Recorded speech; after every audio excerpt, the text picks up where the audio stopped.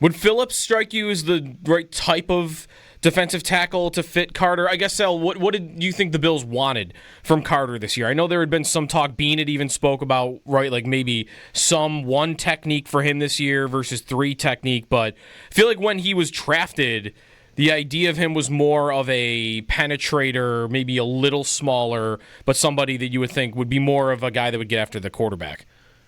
Yeah, that's really more what it is, Joe. I think he's more of a three tech who could play a little bit of one tech.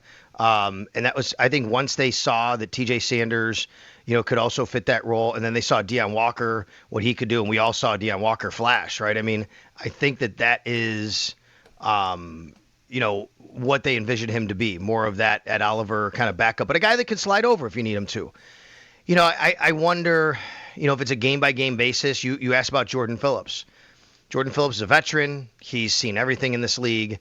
Is that the kind of player that you'd be real comfortable with, having on the roster this week against the Baltimore Ravens and Derrick Henry? Zion Logue's a big man. If that's somebody you want to add as well to the mix.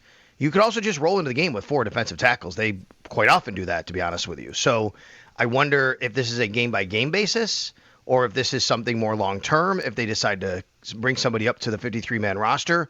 It'll be interesting to see how they play it. Yes, Joe, I think Jordan Phillips would kind of fit that role, but we'll see how they want to play it. I think the key here is what they've seen from T.J. Sanders and Deion Walker through preseason and camp. I think that's more than anything kind of what matters on how these guys fit and what their roles are over the next several weeks, at least until Ogunjobi comes back.